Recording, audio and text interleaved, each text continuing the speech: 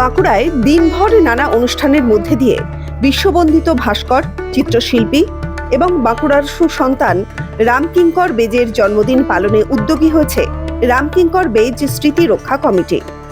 সোমবার ওই সংগঠনের পক্ষ থেকে রামকিঙ্করের জন্মদিনে বর্তমান প্রজন্মের মধ্যে শিল্প চর্চার বিকাশের লক্ষ্যে শহরের যুগীপাড়ার একটি বেসরকারি লজে বসে আঁকো প্রতিযোগিতা অনুষ্ঠিত হলো। ক, খ, গ এই ৩ বিভাগে প্রায় ৩০০ জন প্রতিযোগী অংশ নিয়েছিল বলে আয়োজকদের তরফে জানানো হয়েছে।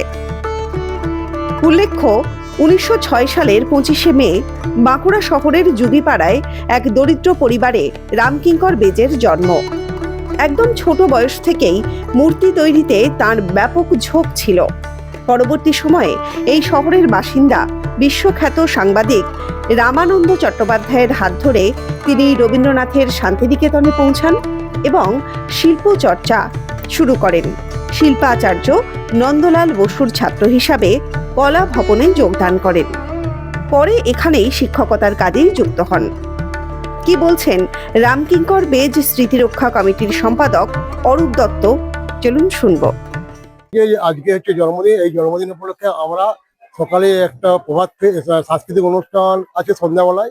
সকালে মাল্যদান করে আমাদের বিধায়ক নীলাদিশেখর দানা এবং এখন ছবি আঁকা কম্পিটিশন হচ্ছে। প্রায় ৩০০ জনের মতন ক্যান্ডিডেট আজকে অংশগ্রহণ করেছে আর কি। এই উদ্যোগ আমাদের গর্ব, রামকিঙ্কর বেজ আমাদের গর্ব, আমাদের এলাকার গর্ব। রামকিঙ্কর বেজ রামানন্দ চট্টোপাধ্যায় আমাদের এলাকার মাটিতে জন্মগ্রহণ করেছিলেন। আমরা নিজেকে ধন্য মনে করছি এই এলাকায় জন্মগ্রহণ করে। এই জন্য আমরা এটা উদ্যোগ নিয়েছি, উদ্যোগ ওইটার জন্য যাতে আমাদের পরবর্তী জেনারেশন জানতে পারে যে রামকিঙ্কর বেজ রামানন্দ চট্টোপাধ্যায় বাঁকুড়া মন্ডল এই মাটিতে জন্মগ্রহণ করেছিলেন।